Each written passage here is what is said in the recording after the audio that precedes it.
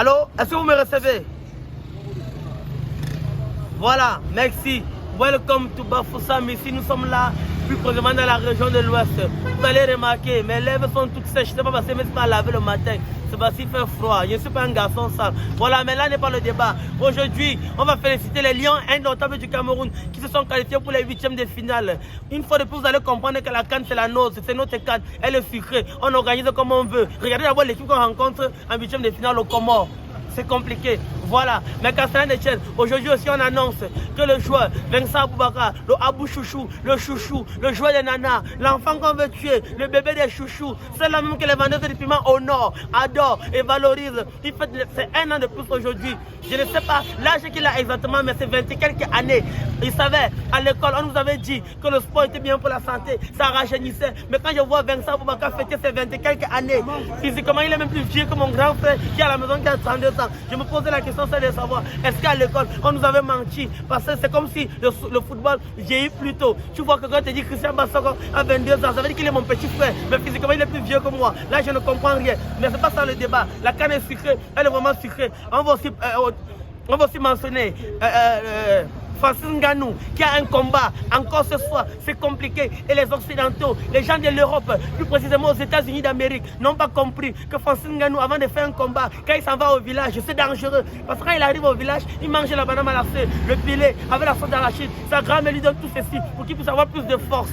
Ce village, ce voyage dernier, il est arrivé chez eux au village. Il a dit à sa grand-mère, qu'est-ce que tu as fait à manger? Elle a dit, j'ai fait le riz, les ignames et le couscous. Il a dit à la grand-mère, donne-moi le riz, tu paies les ignames en attendant que le couscous se refroidisse. Voilà. Vous avez bien remarqué, le Cameroun s'est qualifié pour les huitièmes de finale.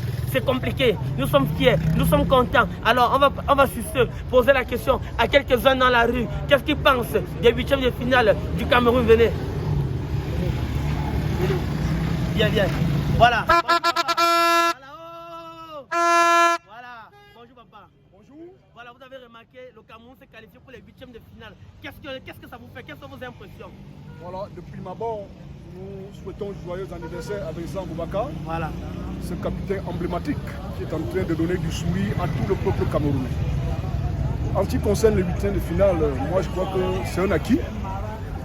Le bus qui transporte les Comoriens doit déjà prendre la route pour continuer son transport, c'est-à-dire qu'à partir de mardi matin, les Comores ne seront plus ici. Ce que je leur avise, je peux leur donner comme conseil, oui, c'est d'être beaucoup plus offensif, défensif autant pour moi. Oui. Qui muscle un peu le milieu, voilà, de peur vraiment de prendre un score où ça pourra les suspendre de la participation de la prochaine Coupe d'Afrique qui aura lieu. Voilà. Voilà. Et en passant, j'attire l'attention aussi des Lions. Voilà. Qu'on ne se qualifie pas aussi par hasard. Si les Comores sont là, ça veut dire qu'ils ont éliminé les équipes. Voilà. Comme moi je crois que c'est le Comore qui a envoyé le Ghana à la maison. Voilà. Donc il doit se méfier. C'est un but sort. Oui. Ce n'est plus un championnat, c'est déjà une phase où quand tu perds un match, tu rentres à la maison. Voilà. Donc le gardien Onana doit se méfier. Comme il a l'art de prendre le but à chaque match, ouais, à ce niveau, un but suffit pour être éliminé. Voilà. Et quand une équipe marque, il muscle le jeu, il a gagné. Voilà. Mais plus de peur que de mal. Vous n'avez pas remarqué que le Cameroun est non seulement fort sur les papiers et sur le terrain, parce qu'on est en train de rencontrer les équipes qu'on veut. Parce que la preuve, les forces entre eux et le Camerounais jouent avec le Comore. Expliquez. Le Cameroun, c'est une curiosité planétaire. Voilà.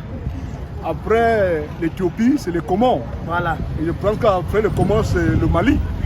Et bon, progressivement, on va se retrouver en finale. Voilà. Parce que le Nigeria joue avec des équipes déjà bien affaiblies. Voilà. Dû, n'est-ce pas, à l'efficacité de l'adversaire. Voilà. Donc, et puis la chose va rester à la maison. C'est ça le Cameroun. Voilà. C'est ça notre pays. Voilà. C'est ça notre canne. Et la canne est sucrée. Voilà, on va prendre la vie de quelques personnes encore ici. Vous êtes qui peut parler?